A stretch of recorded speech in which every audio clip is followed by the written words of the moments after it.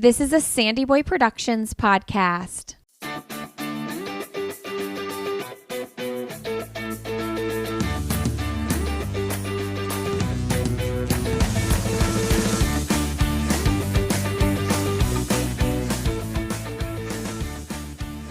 Hey everybody, welcome to All Have Another Podcast with Lindsay Hine. I'm your host, Lindsay, and I'm so grateful you are joining us today. This episode of the podcast is supported by Relay Run Co. This is the newest running brand, which just launched last week, founded by Ann Mazer, who's been on this podcast, an Olympic trials marathoner. She has the most soft, cute, and fun running gear and lounge wear. I am telling you, I just cannot get over this new outfit that I have been wearing every time it's clean from Relay Run Co.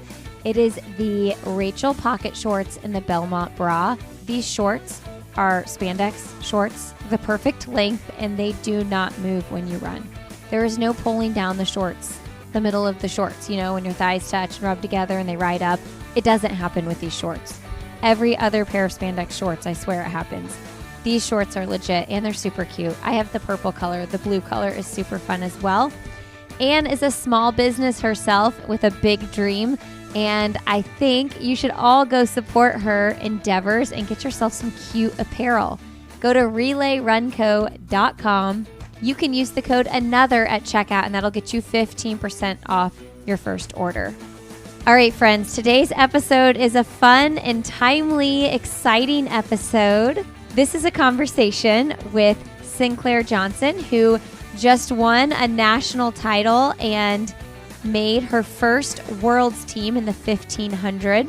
So excited for Sinclaire. She was first on the podcast back in October of 2020. That was episode 282.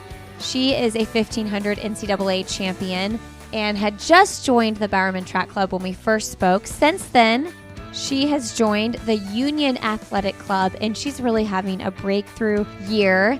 Before making this world's team, she actually set a 5-second personal record in 3:58 in the 1500. So really excited to catch up with Sinclaire. So happy for her. All right, friends, before we get started, I want to tell you about Vionic shoes. These are the most comfortable recovery shoes that every runner needs to know about. It's really easy to just throw on a pair of flip-flops in the summer, but I am telling you what, these recovery sandals are saving my feet. They're saving my arches. Vionic has great shoes for men and women, and they are so great for active recovery. They have a winning combination of supportive and cushioned layers that work together to generate this recovery.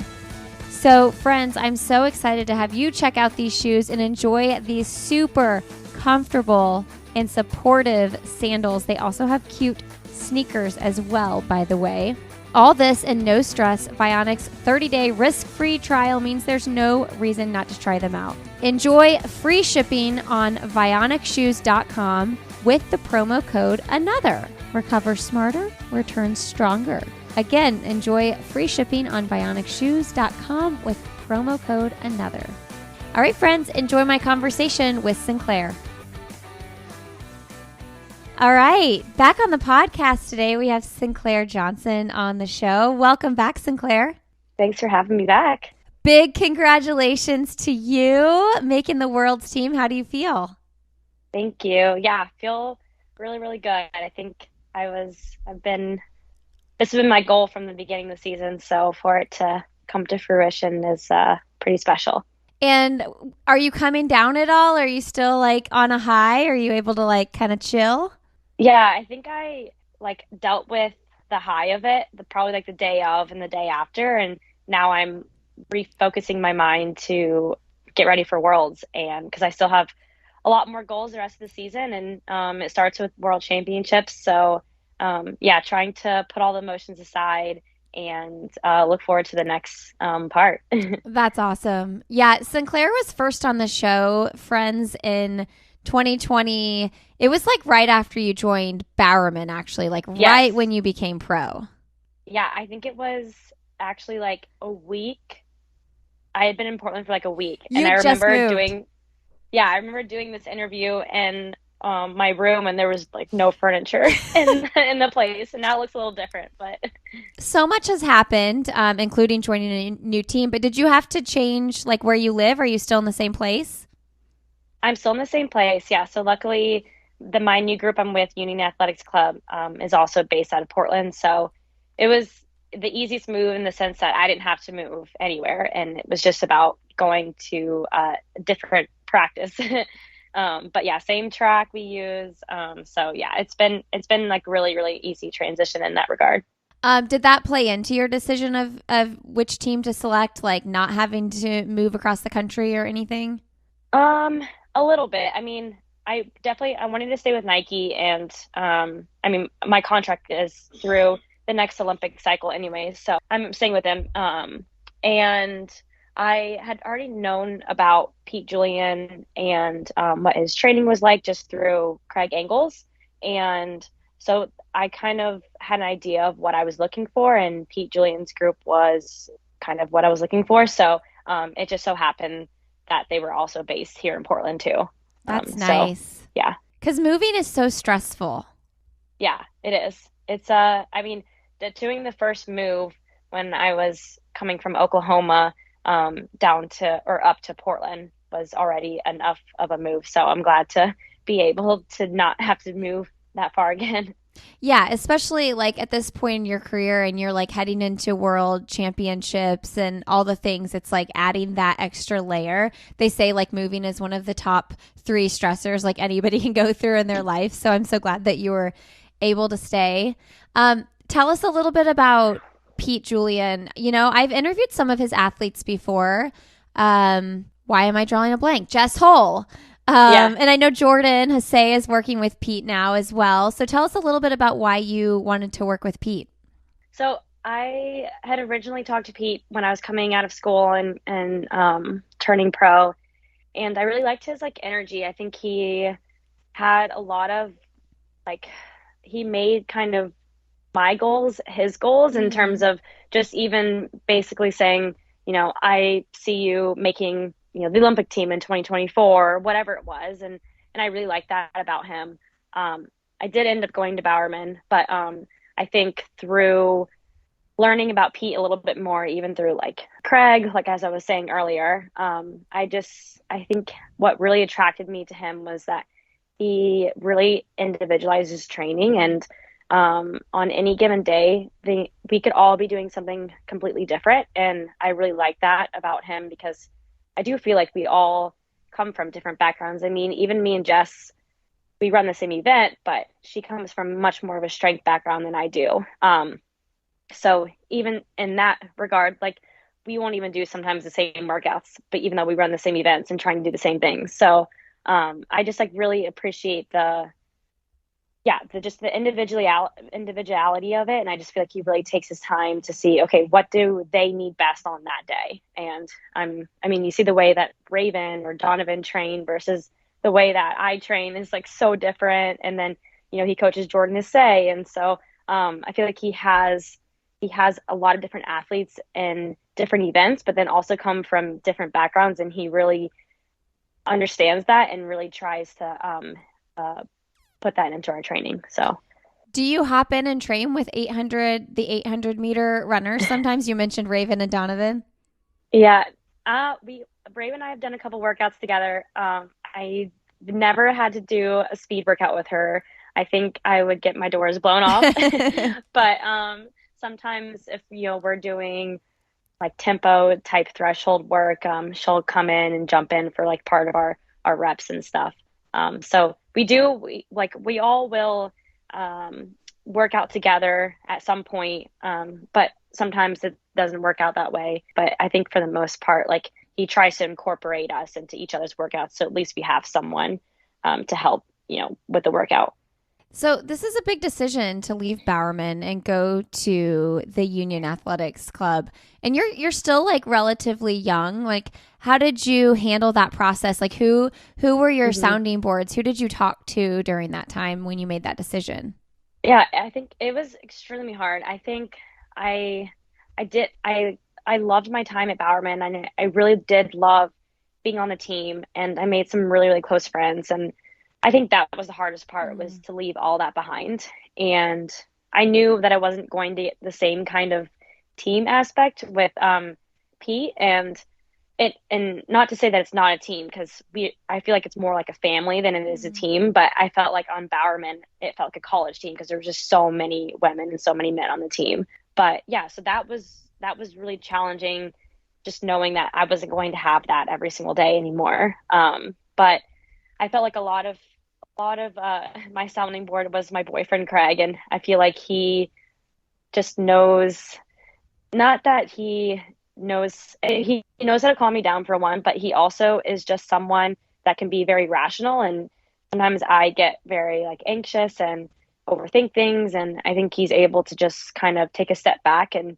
of course he wants the best for me, and so I know that he's going to have my absolute best interest at heart, and he's not going to, like, tell me to go do something that isn't going to be that way. And I think a lot of people have, vested interest in the sport.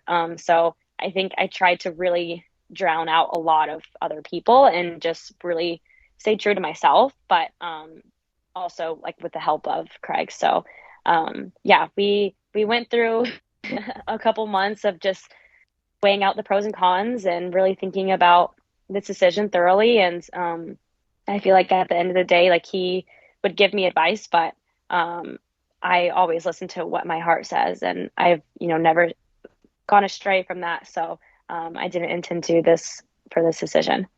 Do you feel, now that you've had this really successful season thus far, like, do you feel a freedom or like a weight lifted? Like, I know I made the right decision.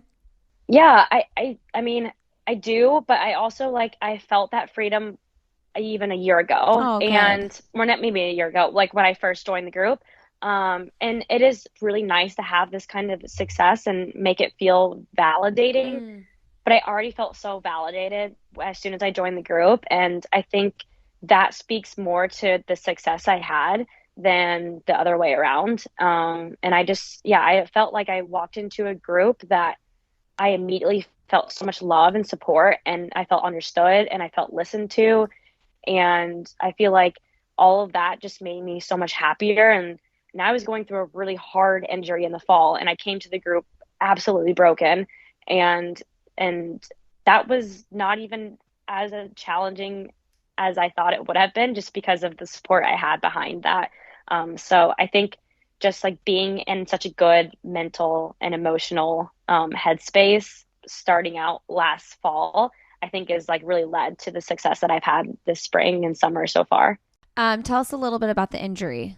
Yeah, so I we found out that I had a stress fracture in my femoral neck in my right hip, so basically my right hip, which is a pretty bad injury.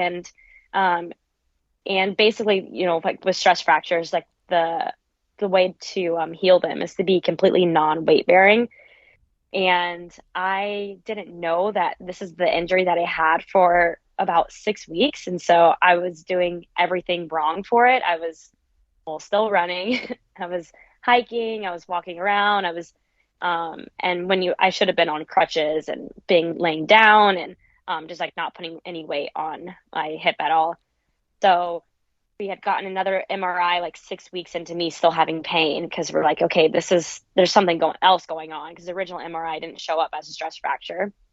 And 6 weeks into me still having pain, we found out, oh, actually do have a stress fracture in my hip. So it took like twice as long to heal from this injury than it normally would have, just from the nature of not catching it early enough. So yeah, I didn't run for about 3 months in the fall. I don't think I took my first step on the ground until like mid-November.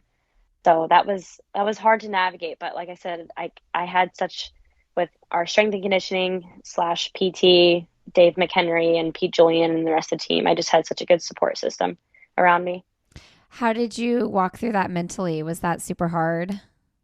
Yeah, it was. It was hard because I felt like after the year I had performance wise on the track, I wasn't really satisfied last year.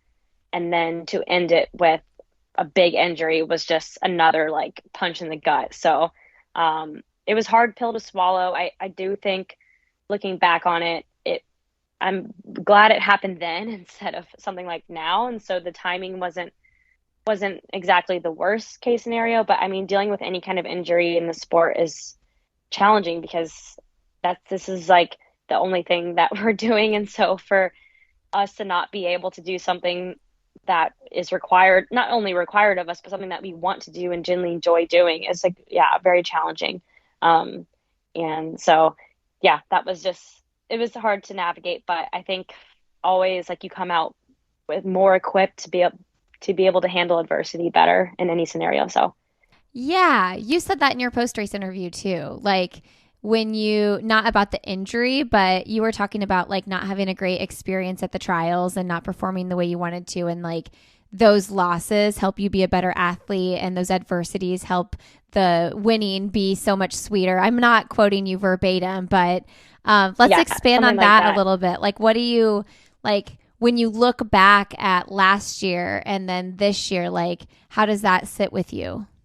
Yeah, like I said in my post race interview, I think the biggest thing is learning how to lose and Mm. learning how to be unsatisfied with that and then look at what you did wrong, what you could have done differently, and then moving on past that. I think always learning lessons, not even on the track, but in life in general, is always a good thing. So, um, I think having the year I did last year with like struggles with adjusting to training and then not performing on the track and being like really unhappy in my life in general and not enjoying what I was doing. I think going through all of that made me have such greater appreciation for a place that I'm in right now.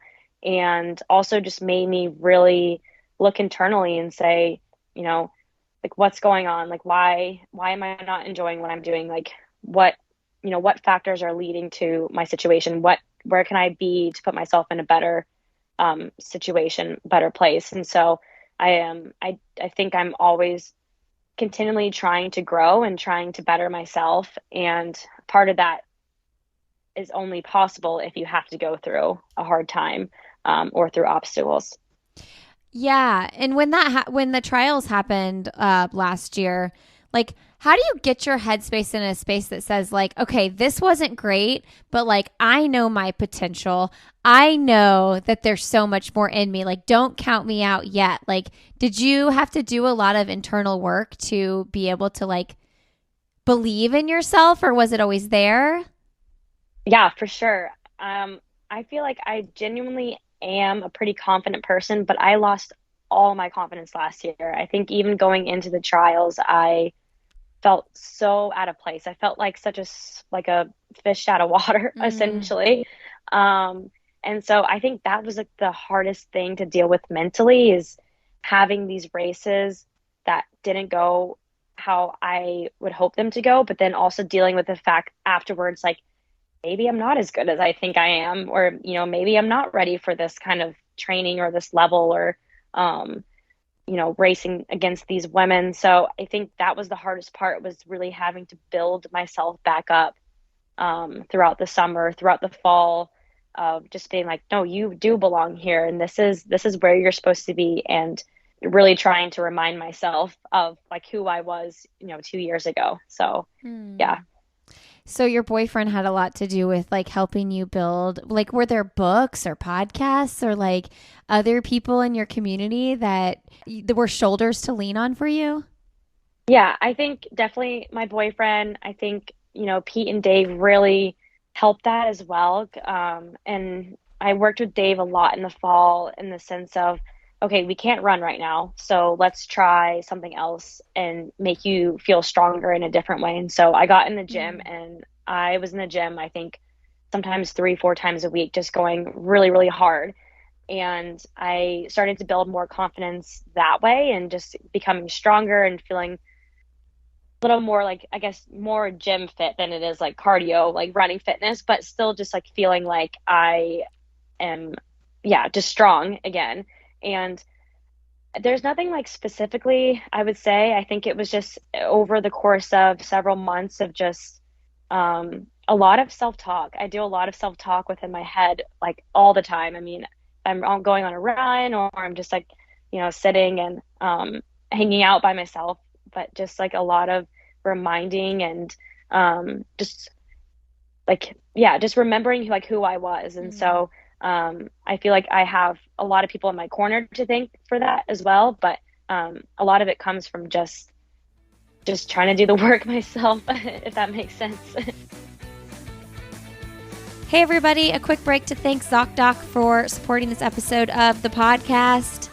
No one knows what you're looking for in a doctor better than you, and no one's better at giving you the tools to find the perfect doctor than ZocDoc.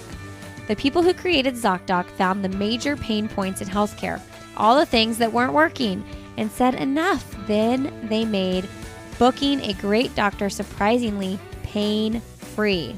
With ZocDoc, you can find doctors that are in your insurance network, putting you on the path to see the doctors who are right for you and not wasting any time figuring out who's in network and who's not. ZocDoc is a free app that shows you doctors who are patient-reviewed, take your insurance, and are available when you need them. Go to ZocDoc.com/another and download the ZocDoc app for free. Then start your search for a top-rated doctor today. Many are available within 24 hours. That's ZocDoc.com/another, ZocDoc.com/another. All right, friends, back to my conversation. Who are some of your best friends on the track? Like as far as like teammates and like people that you train with? Ooh, I think I'm trying to think. I do feel like Jenny Simpson has been someone that I've like looked up to for a really, really long time. I just love her. Which is really cool because she grew up about like 5 miles. Like she went to high school like 5 miles from where I went to high school. And so when I first started getting into running, she was always the one that everybody talked about. And then I feel like I just like followed her career through college, and then even got the opportunity to race against her in 2019, I guess, and last year too. So I think just like having someone that was so consistently good like that was just really inspiring to me. But I do have I feel like Emily Enfeld has been a huge inspiration of mine too. And I think just through what I really got to know her last year, which was so special, but having to see what she's gone through the last, 4 or 5 years. And for her to also make a really hard decision to step away from a group that she's been with for a really, really long time and do something that she felt like was good for her, and see her reap the benefits of that was just so special. So yeah, I feel like those two women definitely like look up to a lot. Yeah, man, Emily making that team just like, yeah. Oh, so good. It almost makes me want to cry, just like knowing not even knowing all of the battles, but like knowing a lot of what she's walked through. It's like, so much, like, I don't know if redemption's the right word, but just like, it's been so long, you know? Yeah, it has. And I think too, like when you have 4 years of struggles like that, and I saw last year, even she had a ton of struggles last year, and that does something to you mentally, and it definitely makes you think that you maybe don't have it anymore, or you're washed up, or you don't, like, you're getting too old for this. And Emily never felt that way. Emily was always like, no, I know. Like she knew, she had this like trust in herself and this deep down idea that she like had so much more in store. And I mean, I'm so glad that she's been able to like be steadfast in that and not listen to everybody else and telling her whatever else they want to tell her, because now she's reaping the benefits of it, and I really couldn't be more happy for her. So exciting. What an exciting finish too for that race. Let's talk about your race though, like the 1500 that you won. And by the way, Sinclaire mentioned racing against Jenny in 2019, and just in case people don't remember, we had talked about this in our original episode that you were fourth place that year, and almost made the world's team that year. So this is so cool. That race went out so slow though. It did. I mean, I watched the YouTube video, and y'all were just like looking around, like Helen specifically. She's like, what's going on here? Like who's doing what? And tell me about your like mindset in that race. Yeah, I was like so interesting because I feel like sometimes you get into races and you kind of have an idea of what's going to happen, who's going to take it, who's going to make a move at 800 to go or whatnot. And honestly, talking to Pete, we are like, we don't really know what's going to happen. And like, I think we obviously knew like the big players in the race, like Ellie and Corey and Heather. But at the same time, it was like we had no idea what the race was going to play out as, and so we kind of made a race plan to just stay in the top three. Just whoever the top three is, doesn't matter. Just stay in the top three. And so yeah, going into it, that was going to be my plan. And it was funny the first, I think 200 meters. I think a lot of people expect, including myself, expect Ellie to just go and take it like she kind of did last year at the Olympic trials. And so I think everyone's like looking around for Ellie, like, okay, where is she? Is she going to come to the front? And it sounded like she didn't really want to lead. Yeah. So I think that was her hesitation, was like, well, I don't want to go to the front right now. But then I think eventually when we went out in 72, she's like, okay, we can't be doing this. We're not jogging today. Yeah. But yeah, that first 400 was just interesting, and just everyone was just kind of like, what's going on? Like, who's going to take it? What are we going to do? And then when Ellie started taking it, we really started to crank it down. And I just really tried to match any move that anyone made. And Ellie made a big move to get in the front with like 400 meters in, and I followed her. And then Corey made that big move with, I think, like 250 to go, and I followed her too. And so I think a lot of racing is just like responding to moves like that. And sometimes I feel really uncomfortable because it feels like, a little bit of like a fartlek, like a speed change. You got to sprint and then you like settle down and then sprint again and settle down. And but I love that. I love like that. I feel like that is like pure racing to me. So that was kind of my goal throughout the race, was just to stay in the top three, answer any moves, and just like don't lose contact. You looked like you felt so strong and smooth. Like it, even just watching the other women on the screen, like their like arm pumping even was more labored than yours. How did you feel? I felt good. Yeah, I did. I was surprised. I never know how fast we're running, and I don't pay attention to the clock. I'm just like always focused on beating people. Yeah. So I never really know how fast we're running or what I closed in or what the, even the finishing time is sometimes. But I was kind of shocked to, especially going out in 72 for us to have finished in 403. I was like, whoa, like we must have closed really hard, but it didn't feel like that. I felt really strong. I just felt really like I had like a certain awareness. I knew what was going on, where people were. And I was so like alert that I felt like maybe I didn't really think about how I really felt.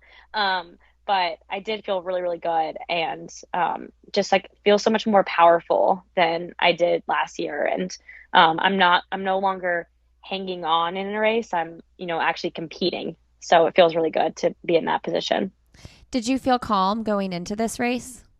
A little bit. I mean, I was pretty nervous. I definitely woke up Saturday feeling very nervous. My boyfriend, he can attest to that. I was a little ball of anxiety in the morning.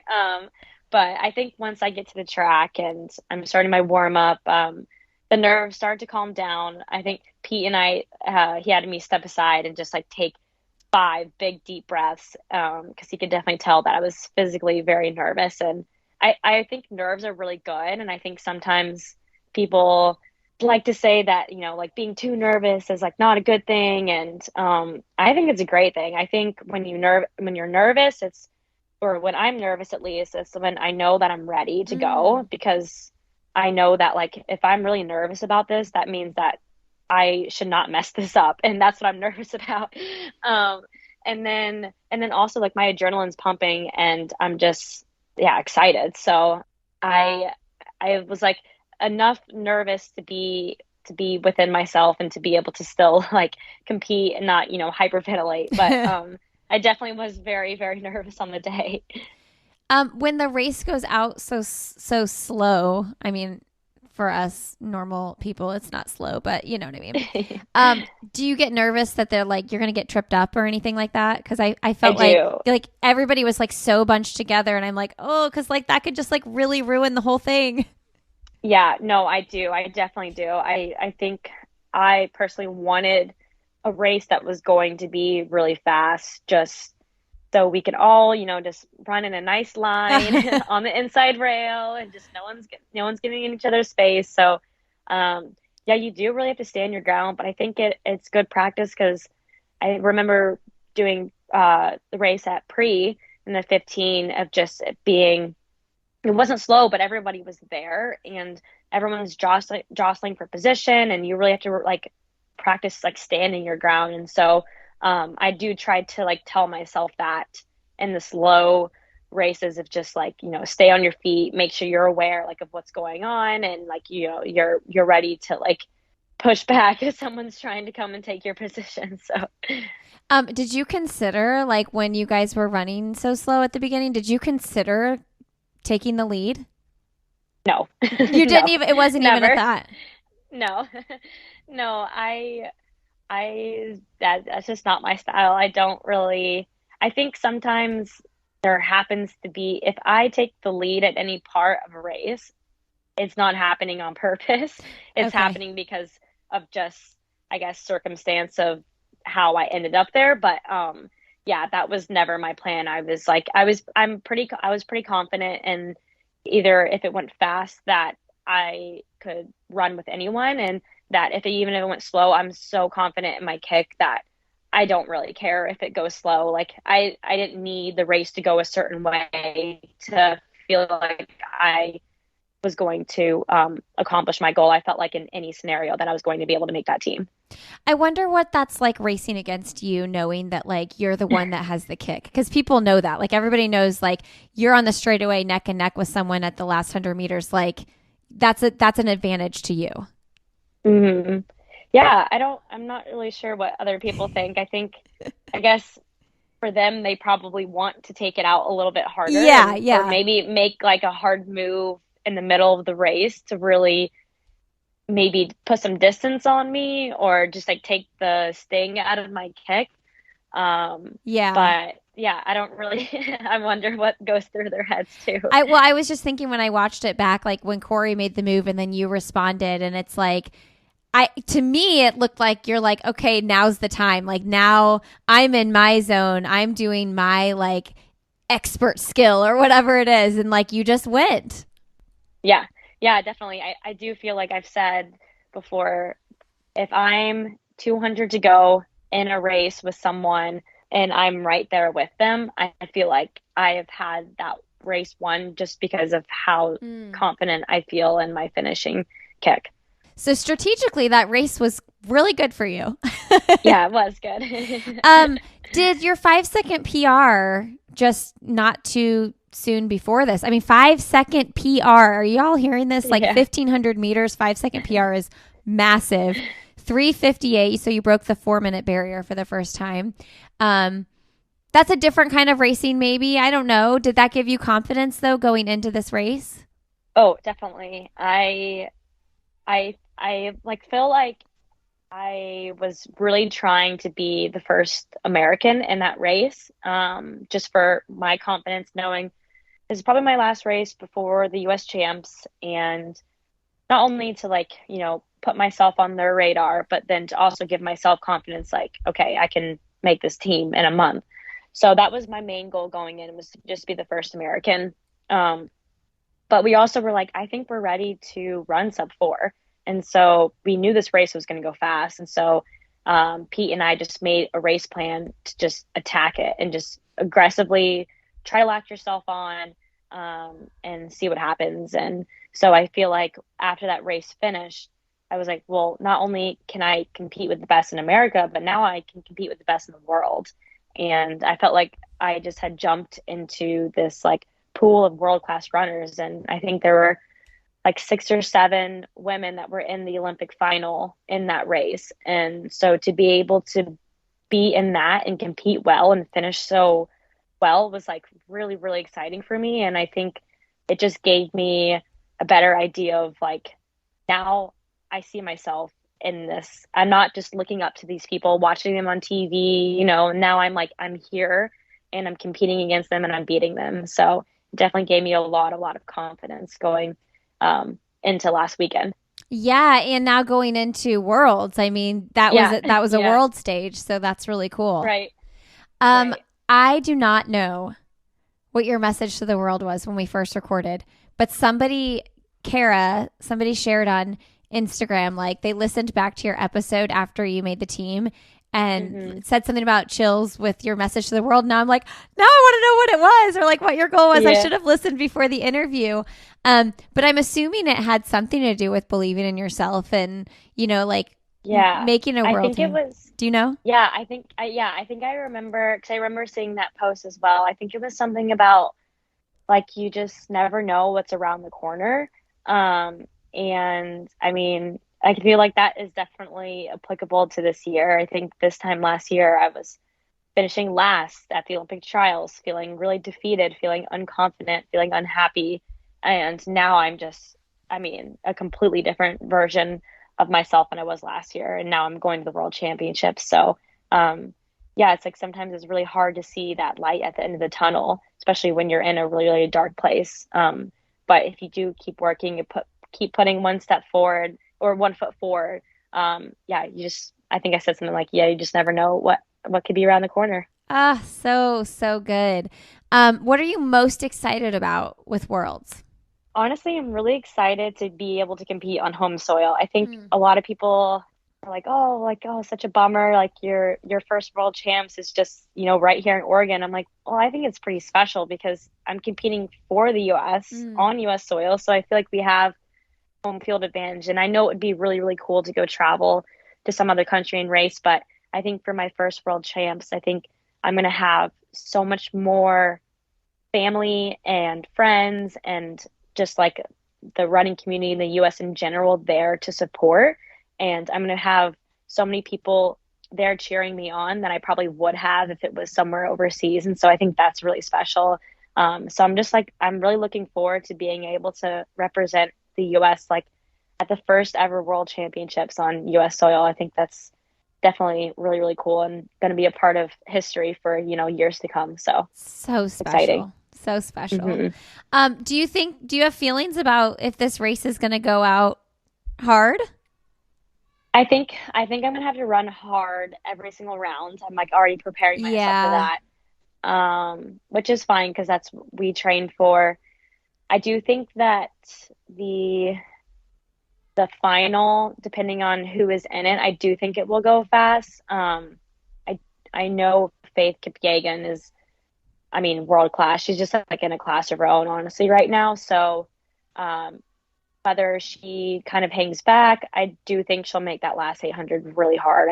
I could see her, running under sub 2 for the last 800. So I'm fully expecting it to be a pretty fast race. But I also think a lot of times in those finals and those championship races, like I was saying earlier, that like a lot of like the last 800 is run really, really fast. And a lot of times it's like the time can come from just running the last part of the race, really cutting it down. And that's kind of what we did at US Champs. So I'm pretty excited that I got to have that kind of race experience under my belt, going into the World Champs in case that kind of race does play out.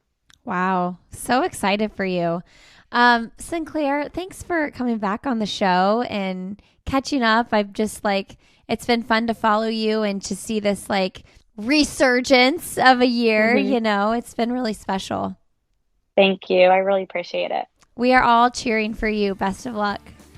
Thank you so much. All right, friends, thanks so much for being here today. Thank you, Sinclaire, for coming on the show.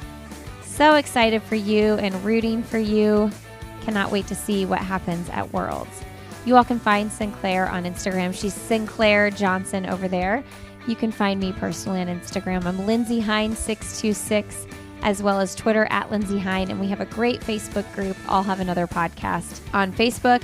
Learn more about our network, sandyboyproductions.com. We have a brand new podcast in the network called Ready to Run. Check it out. We also have the podcast for parents, Why Is Everyone Yelling? The Holistic Nutrition and Business Mindset podcast, The Urban Pharmacy, and the Illuminate podcast, where we share stories of people doing really cool work in the world. Thanks for being here. We'll see you Monday with a new episode in our nutrition series with registered sports dietitian Maddie Alm, talking all things Red S and iron. Have a great Friday, a wonderful rest of your weekend, and we'll see you on Monday.